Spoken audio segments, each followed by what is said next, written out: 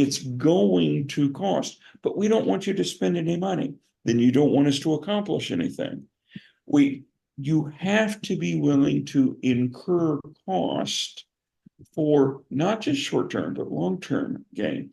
And it reminded me of a conversation. I know you're very heavily experienced and invested in SAP implementations in particular. And so when my client was, the Louisville Raytheon client was approaching their implementation of SAP, the guy that I trust most, the local program manager, had his boss visiting. I was invited into the room, and his boss asked him, how much time and money have you programmed in to absorb the cost of disruption? And it was quiet because he hadn't really thought about it. And his boss had been through it before, and he explained to him, there's going to be a period of time in there where you're not going to be able to deliver end items to your clients. Oh, yeah, absolutely. There's going to be a period of time when you're not going to have a clear picture of your projected profits. Have you programmed that into your timelines? And he hadn't, because he hadn't been through it and nobody had mentioned that part. Well, how do we avoid that? You don't. You brace for it, you prepare for it, you plan for it. You don't let it surprise you. Like, oh my gosh, I thought we were just going to flip a switch and everything was going to be normal. No, that never happens in any transition. Sorry to interrupt or deviate, but this is an interesting thing that relates to a statistic, right? So I was talking to some of the analysts yesterday, and people were debating, is it 84% of programs that fail or 87% programs that fail, and all that interesting stuff in digital transformation. So most of it is because the cost of disruption has been ignored or not understood or not planned for. So how does that reflect in a balance sheet or whatever you're working with?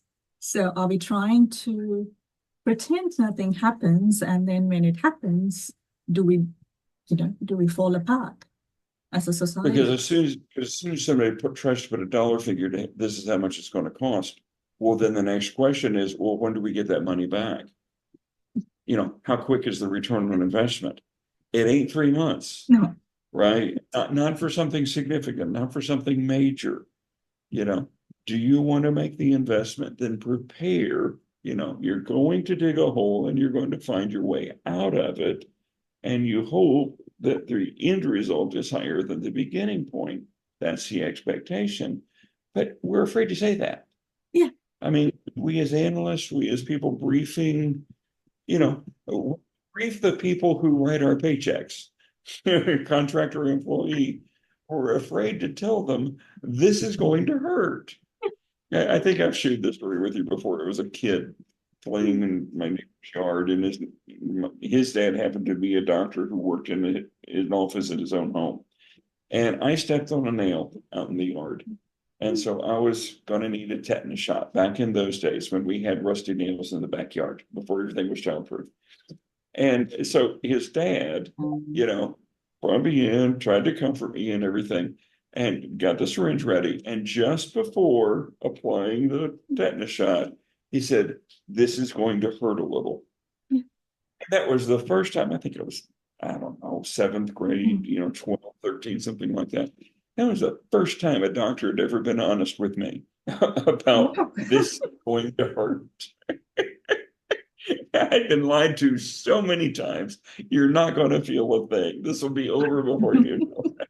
It was so refreshing to hear the doctor say, this is going to hurt.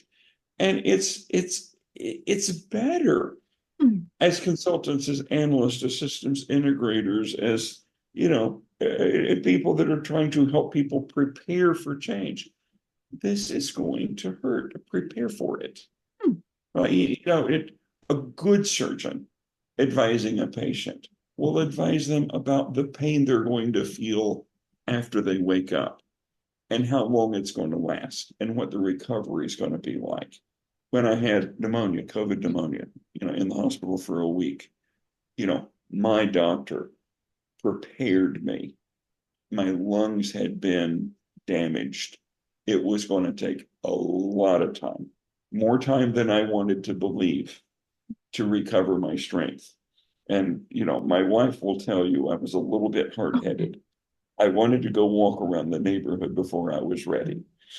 And so we all want to be optimistic about recovery and minimize pain, minimize cost, and be, overstate the benefit. And the level of honesty required to handle both of those elements transparently and authentically is difficult and risky, because sometimes people shoot the messenger.